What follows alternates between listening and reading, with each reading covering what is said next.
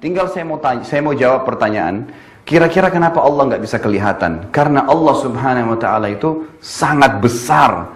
Allah Subhanahu wa Ta'ala sangat besar. Memang manusia nggak mampu melihat Allah. Perlu Anda tahu bahwasanya Allah Subhanahu wa Ta'ala mengutus 124.000 nabi. Ini jumlah yang sangat besar. Di antaranya ada 313 rasul. Bedanya antara nabi dengan rasul, kalau nabi seseorang yang Allah utus tidak membawa syariat baru, hanya menyampaikan kepada kaumnya apa yang disampaikan nabi atau rasul sebelumnya. Kalau rasul seseorang yang Allah utus membawa syariat baru, ajaran baru, menghapus ajaran sebelumnya. Gitu kan konseptualnya. Baik, yang wajib Anda imani sebagai orang muslim, pengikut Muhammad SAW adalah 25 nabi dan rasul yang disebutkan dalam Al-Quran. Jadi masih banyak yang belum diceritakan kepada kita. Dan ini Allah ceritakan dalam Al-Quran, A'udzubillahi minasyaitonirrajim, minhum man qasasnahum 'alaika wa minhum man lam naqsushum 'alaik. Ada Muhammad, nabi-nabi yang kami ceritakan kepadamu dan masih banyak yang belum kami ceritakan kepadamu. Jadi masih banyak yang belum sampai kepada kita. Baik, intisarinya 124.000 nabi ini belum pernah ada satupun yang pernah melihat Allah. Belum pernah ada satupun yang melihat Allah. Kenapa Allah nggak bisa kelihatan? Allah nggak lihatkan dirinya kepada para nabi. Dengarkan jawabannya. Nabi Musa alaihissalam pernah berkata. Nabi Musa alaihissalam pernah berkata waktu dia pergi ke Tursina. Ya, di situ diperintahkan oleh Allah datang untuk menerima kitab Taurat selama 40 hari, 40 malam. Al-Quran itu turun lengkap selama 23 tahun. 13 tahun di Mekah, 10 tahun di Madinah, baru lengkap 30 juz yang kita dapat sekarang. Kalau Taurat enggak, 40 hari lengkap semua turun. Syaratnya Nabi Musa pergi ke gunung Tursina, nunggu tiap hari turun 1 surah, 3 surah, 5 surah sampai lengkap. Hari ke-37 dari 40 hari itu Nabi Musa AS tiba-tiba bertanya begini. Jibril datang, nurunin surah, lalu dia mengatakan, wahai Jibril, sampaikan kepada Allah. Dia mengatakan dalam Al-Quran, Rabbi arini anzur ilaih. Wahai Tuhanku, izinkan aku melihat kepadamu. Nabi Musa penasaran, mau lihat Allah. Gitu kan? Lalu dijawab oleh Allah SWT. Allah nggak jawab langsung Musa. Melalui Jibril lagi turun, Jibril mengatakan lagi, katakan kepada Musa, lan tarani. Kata-kata lan, itu dalam bahasa Arab artinya tidak akan pernah. Kau tidak akan pernah mampu melihatku, hai Musa. Tapi Allah nggak mau kecewakan Musa. Sebagai manusia, ingin diajak dialog dengan akalnya. Kenapa Allah nggak bisa kelihatan gitu? Lalu dia mengatakan, walakin yanzur ilal jabal. Tapi coba kamu lihat, hai Musa, gunung-gunung yang sangat banyak dan kokoh, gunung batu di sekitarmu. Di sini perlu Anda tahu, kata ulama tafsir, sekitar Tursina itu ada puluhan gunung batu. Dan semuanya kokoh-kokoh gitu kan. Ya kalau kita lihat di Mesir itu ada piramida yang satu batunya saja para ilmuwan mengatakan bisa sekian ton beratnya. Mereka masih bingung gimana dulu Fir'aun menyuruh orang-orang nyusun sampai seperti piramida sekarang gitu. Nah di Tursina itu ada gunung-gunung batu yang luar biasa mungkin puluhan kali lebih besar daripada piramida. Itu kuat-kuat kokoh. Nabi Musa kagum-kagum dengan gunung batu itu. Dia juga kagum dengan pergantian siang malam selama 37 hari di puncak gunung. Kemudian hujan, sebentar panas, sebentar dingin, burung-burung yang berterbangan, hewan-hewan yang lari di lereng gunung, air yang mengalir di situ, ada sungai di bawah. Dia bingung, dia penasaran dengan itu semua. Lalu yang dia paling kagum gunung-gunung. Allah mengatakan, tapi coba lihat ke gunung-gunung itu. Fa in istaqarra makanahu fasawfa tarani. Kalau saya datang, kemudian gunung-gunung itu mampu menampung kedatanganku, maka kau akan bisa melihatku, hai Musa. Apa yang terjadi? Falamma tajalla rabbuhu lil jabal. Waktu Allah baru niat saja datang, belum datang, baru mau datang, ja'alahu dakka. Semua gunung itu hancur berantakan, tidak berani menampung kedatangan Allah Subhanahu wa taala. Wa kharra Musa sa'iqa, dan Musa tiba-tiba pingsan. Waktu Nabi Musa bangun, kata Allah, langsung dia mengangkat tangan ke langit, mengatakan, amantu billah, saya beriman kepada Allah, gitu kan? Jadi di sini Nabi Musa AS pun tidak melihat Allah SWT, tapi dia meyakini keberadaannya. Dia tahu tidak mungkin ini terjadi begitu saja. Tidak mungkin ada malam dan siang tanpa penciptanya. Tidak mungkin ada udara, air, batu, dan segalanya tanpa ada penciptanya. Semua ini ada penciptanya. Dalam diri kita saja ada keajaiban penciptaan Allah Subhanahu wa taala. Lalu yang terjadi jemaah sekalian adalah, masih pertanyaan kecil, kenapa lagi Allah tidak bisa kelihatan? Nabi Muhammad SAW waktu pulang dari Mi'raj, dari langit, kemudian terima perintah waktu sholat, itu ketemu dengan Aisyah, istrinya, dan berkata, lalu Aisyah berkata, ya Rasulullah, apakah anda melihat Tuhan anda pada saat anda Mi'raj ke langit? Lalu dia berkata apa? Nurun ala nur an na'arah. Kata Nabi SAW, Allah itu cahaya, di atas cahaya, sangat terang, sampai saya tidak mampu untuk melihatnya. Allah nggak kelihatan oleh Nabi Muhammad SAW. Jadi tidak kelihatan juga Allah SWT oleh Nabi SAW. Tapi mereka mengimani keberadaannya. Karena memang tidak ada Tuhan selain Allah. Kita tarik lebih jelasnya lagi. Ada dua raja besar di muka bumi ini yang mengaku sebagai Tuhan dan mereka menguasai setengah dunia. Ada Namrud di zaman Nabi Ibrahim dan ada Fir'aun di zaman Nabi Musa. Yang Allah ceritakan dalam Al-Quran. Anda tahu Namrud ini orangnya tinggi besar. Setiap hari itu selalu gulat dengan 10 prajuritnya dan dikalahkan. Sangat kuat. Dan kerajaannya belum pernah dalam sejarah dicatat Namrud dan Fir'aun dikalahkan dalam peperangan. Tidak pernah. Selalu menang. Makanya dia ngaku sebagai Tuhan. Nabi Ibrahim datang mengatakan kepada Namrud, wahai Namrud, kamu hanya makhluk seperti saya, manusia biasa. Saya dan kamu punya Tuhan namanya Allah. Allah menghidupkan dan mematikan. Kata Namrud, hai Ibrahim, saya juga hidupkan dan mematikan. Mau bukti? Tangkap 2 orang masyarakatnya, satu dibunuh, satu dibiarin jalan. Kata Namrud apa? Lihat, saya hidupkan, saya matikan.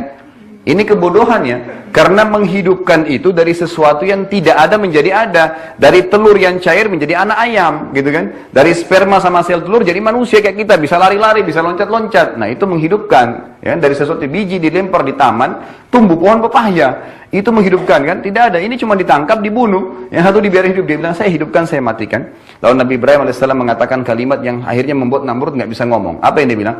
Hai Namrud, Tuhanku dan Tuhanmu Allah setiap hari memindahkan matahari dari timur ke barat. Setiap hari. Apa kamu bisa? Namrud nggak bisa ngomong. Mau bilang apa? Rambut aja yang tumbuh di kepalanya dia nggak bisa bilang dia yang tumbuhin, gitu kan? Bagaimana caranya dia mau mengatakan pindahin matahari? Nggak mungkin. Ini dalam diri dia saja gitu. Dia nggak bisa apa-apa. Lalu Anda tahu apa yang terjadi? Allah hinakan Namrud mati dengan seekor lalat. Udah tahu belum kisahnya itu? Ya. Seekor lalat yang membunuh Namrud loh, badannya besar. Setelah dia bakar Nabi Ibrahim tidak bisa terbakar, gitu kan? Karena kekuatan akidahnya. Waktu Nabi Ibrahim AS dilempar, jadi waktu dilempar, ya Nabi Ibrahim AS begitu mau tiba di api yang dibakar oleh Namrud, lalu Jibril AS datang. Jibril mengatakan, wahai Ibrahim, apa kau butuh bantuan saya? Apa kata Nabi Ibrahim AS? Perhatikan, Jibril yang datang ya. Dia mengatakan, wahai Jibril, kalau kepadamu saya nggak butuh, tapi kepada Allah saya butuh. Jibril ditolak bantuannya oleh Nabi Ibrahim AS. Maka Allah jadikan api itu dingin dan keselamatan bagi Ibrahim. Setelah itu Nabi Namrud Allah matikan dengan seekor lalat. Jadi ternyata setelah dia sombong, dia penasaran gimana lagi nih Ibrahim harus dibunuh, dibakar di api nggak mempan. Dia terus pikir untuk membunuh Ibrahim AS. Lalu Allah utus kepadanya seekor lalat saja yang hinggap di hidungnya. Dia usir, pergi, datang lagi. Usir, pergi, datang lagi. 3 hari mati gara-gara itu. Loh ini kisah nyata loh. Namrud mati gara-gara seekor lalat. Dia mau apain seekor lalat? Mau ditebas pakai pedang? Nggak bisa. Mau pakai prajuritnya ribuan orang? Nggak bisa. Allah hinakan, membunuh dia dengan seekor lalat. Gitu loh. Itu luar biasanya. Fir'aun sombong mengaku sebagai Tuhan. Lalu Allah tenggelamkan di lautan. Air yang dia bisa berenang, bisa dia minum. Akhirnya tenggelam, nggak bisa buat apa-apa. Mati, Allah kekalkan jasadnya. Seperti itu keadaan mereka, orang-orang yang tidak beriman. Dengan jemaah sekalian, kenapa Allah nggak bisa kelihatan? Kalau Anda pernah dengar riwayat, Nabi Muhammad SAW waktu pulang dari Gua Hira, menerima pertama Iqra bismi rabbikal ladzi khalaq. Itu selama 40 hari, 40 malam nggak bisa bangun dari ranjang. Gemetaran, ketakutan. Tahu alasannya kenapa? Dengarkan hadis dalam riwayat Bukhari. Kata Nabi SAW, telah datang kepada saya Jibril dengan poster aslinya sebagai malaikat. Dimanapun saya melihat atau memandangkan pandangan saya ke timur, ke barat, ke utara, ke selatan, di langit, di sana saya temukan badan Jibril memenuhi langit. Dan Jibril dikaruniai oleh Allah 600 ekor sayap, yang kalau satu sayapnya dikebaskan bumi ini, maka akan hancur bumi ini. Itu Jibril alaihissalam. Nabi Muhammad SAW gemetar 40 hari karena melihat itu. Ketakutan luar biasa gitu. Itu baru Jibril alaihissalam. Ya, jadi manusia memang kata para ulama, kalau Allah perlihatkan malaikat mungkin bisa mati. Kalau manusia diperlihatkan iblis oleh Allah, mungkin manusia bisa mati melihatnya. Jadi ada hal-hal yang Allah sembunyikan dari pandangan manusia, karena berbahaya kalau mereka melihatnya. Tidak mampu, manusia terbatas. Ya, itu tidak tahu. Kita bahkan tidak tahu oksigen yang akan kita hirup ini yang mana berbakteri, yang mana tidak. Kita nggak pernah tahu itu.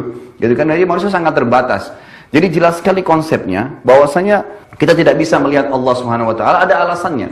Lalu kita jawab, kenapa kira-kira ada alasan yang tidak bisa kelihatan? Kalau Anda sholat, Anda selalu mengatakan Allahu Akbar. Apa itu akbar? Itu dalam bahasa Arab namanya siga mubalaghah. Sesuatu yang melampaui batas. Orang Arab itu kalau melihat sesuatu, misalnya benda besar, dia mengatakan kabir. Tapi kalau di pandangan mata dia tidak lebih besar daripada itu, dia mengatakan akbar. Jadi kalau kita sedang menggunakan kalimat dalam sholat Allahu Akbar, kita sedang menggunakan dalam grammar bahasa Arab, ya dalam arti bahasa Arab bahwasanya saya mengakui Allah adalah zat yang maha besar, tidak lebih besar dari dia lagi. Apa alasannya? Baik, dengarkan hadisnya. Kata Nabi SAW, Allah menciptakan 7 lapis langit. Dalam surah Al-Mulk dikatakan, alladzi khalaqa sab'a samawatin tibaqa. Allah ciptakan 7 lapis langit tibaqa. 1, 2, 3, 4, 5, 6, 7. Kita bumi ini di bawah langit pertama gitu. Berikut semua bintang-bintang yang miliaran ini berada di bawah langit pertama. Makanya tadi di awal pertemuan saya katakan, ilmuwan pun mengatakan mustahil manusia bisa menjamah tangannya langit. Ya, mereka mengatakan miliaran bintang dan jaraknya sekian juta mil ini itu semua di bawah langit pertama gitu. Allah menciptakan 7 lapis langit dan bumi di bawahnya. Kata Nabi SAW, perumpamaan bumi kalian yang kalian tinggali dibandingkan dengan langit pertama di atas kepala kalian hanya seperti cincin dibuang di padang pasir. Jadi kalau dicabut cincin ini dilempar, nggak akan kelihatan. Kenapa? Padang pasirnya sangat luas. Makanya Anda berputar-putar dimanapun di muka bumi tidak pernah ada ujungnya langit. Ya. Kalau ada yang pernah lihat, sampaikan ya biar kita juga mau lihat gitu ya. Jadi nggak kelihatan, begitu terus. Kenapa? Karena sangat besar gitu. Kita aja dibanding dengan Jupiter atau matahari itu sudah sangat kecil seperti debu saja. Apalagi kalau mau dibandingkan dengan alam semesta. Lalu kata Nabi SAW, di atas langit pertama dan langit kedua, digabung antara langit pertama dengan bumi, besarnya hanya seperti cincin dibuang di padang pasir. Langit ketiga juga begitu, kedua, satu dan bumi digabung, tiga-tiganya hanya seperti cincin dibuang di padang pasir. Sampai langit ketujuh, langit ke-6, 5, 4, 3, 2, 1 dan bumi, tujuh-tujuhnya digabung, dibanding langit ketujuh hanya seperti cincin dibuang di padang pasir. Lalu di mana kita berada nih? Bumi ini saja sudah sangat besar. Kita kalau punya tanah 1000 kali 1000 meter sudah sangat luas bagi kita. Di muka bumi ini, bagaimana dengan alam semesta? Dan langit ini dipenuhi dengan malaikat. Dipenuhi dengan malaikat. Malaikat ini, Bapak Ibu sekalian, ada yang sifatnya nama kelompok, ada yang nama individu. Kalau nama individu seperti Jibril, Mikail, Israfil itu cuma satu malaikat Jibril, cuma satu Israfil, cuma satu Mikail, nggak ada kelompoknya. Tapi ada nama malaikat yang kelompok seperti Raqib dan Atid. Itu nama kelompok, Munkar dan Nakir. Artinya di bawah Raqib ada miliaran malaikat, di bawah Atid ada miliaran malaikat. Bayangin kalau setiap manusia ada Raqib dan Atidnya, kita jumlahnya sekarang 5 miliar manusia. Berarti Raqib Atid saya sudah 10 miliar. Kalau ada tiba-tiba orang meninggal, 1 juta orang kena tsunami, Munkar Nakirnya banyak, di bawah Munkar banyak malaikat, di bawah Nakir banyak malaikat. Bukan cuma 2 orang itu nyanyi sana sini gitu, kan gitu. Memang sudah begitu, ya, ada kelompoknya. Iya, jadi sekarang ya di langit ini penuh dengan malaikat. Kata Nabi Muhammad SAW, waktu saya sedang mi'raj ke langit, ya terjadi Isra Mi'raj, waktu saya sedang mi'raj ke langit, saya tidak menemukan 1 jengkal pun tempat di langit atau 4 jari di langit itu kecuali saya temukan malaikat yang sedang sujud atau ruku. Penuh dengan malaikat. Di langit ke-7 kata Nabi SAW ada sebuah rumah namanya Baitul Ma'mur. Di tiap hari ditawafi oleh malaikat 70.000 malaikat pergi tidak akan pernah kembali selamanya. Besok 70.000, lusa 70.000 sampai hari kiamat. Tidak ada batasnya gitu. Jumlahnya sangat banyak dipenuhi oleh malaikat. Lalu di atas langit ke-7 ada Sidratil Muntaha. Kalau Anda pernah dengar pembatas antara hamba dengan makhluknya. Sidratil Muntaha ini kata Nabi SAW besarnya digabung antara 7 lapis langit dan bumi, 8-8-nya hanya seperti cincin dibuang di padang pasir. Lalu di atas Sidratul Muntaha Allah menciptakan sebuah lautan. Anda sekarang sedang berada di bawah dasar lautan dan seperti debu di bumi kita ya, apalagi kita di dalamnya. Bagaimana bisa kita tahu lautan ini? Kata Nabi SAW, lautan itu besarnya digabung antara Sidratul Muntahanya, 7 lapis langitnya dengan buminya, 9-9-nya hanya seperti cincin dibuang di padang pasir. Dibandingkan lautan itu. Kalau Anda mau lebih jelas, baca ayat, setiap kali Anda temukan kata-kata wa kana arsyu 'alal ma, dan singgasananya Allah ada di atas air. Baca tafsirnya Anda akan tahu makna kalimat ini. Lalu kata Nabi SAW, di atas lautan itu ada singgasananya Allah. Yang singgasananya Allah itu arsy-nya Allah besarnya, digabung lautan tadi, Sidratil Muntaha, 7 lapis langit dan bumi 10-10-nya, hanya seperti cincin dibuang di padang pasir. Bagaimana dengan Allah yang ada di atasnya? Makanya kita mengatakan Allahu Akbar. Tidak akan mampu. Kita bahkan tidak mampu menatap matahari karena panasnya, gitu kan? Bagaimana kita bisa melihat Allah yang maha besar, gitu? Memang tidak mampu lihat, gitu. Tidak akan bisa kita melihat Allah Subhanahu Wa Taala. Makanya kalau Anda sering hafal waktu masih kecil untuk ngusir syaitan, kita baca ayat apa? Apa itu ayat kursi? Kursi itu bukan tempat duduk seperti bahasa Indonesia ya. Tapi kursi itu bahasa Arab artinya tempat pijakan kaki raja di singgasananya. Jadi kalau singgasana raja diinjak pijakan untuk naik ke atas, itu namanya kursi. Apa yang Allah katakan? Wasi'a kursiyuhu. Wasi'a itu artinya telah meluas, telah menutupi. Kursiyuhu, tempat pijakan kakinya dia, Allah, as-samawat, seluruh langit, wal ard, dan bumi ini. Tiap hari Anda baca ayat kursi, nggak tahu artinya gitu. Nah ini luar biasa ini. Makanya kalau baca ayat kursi, setan lari itu biasa, bukan cuma lari, bisa terbakar dia kalau baca itu gitu kan. Karena menceritakan tentang pijakan kakinya Allah SWT yang menutupi seluruh langit dan bumi ini. Itu ayat kursi, tanda-tanda kebesaran Allah Subhanahu wa ta'ala.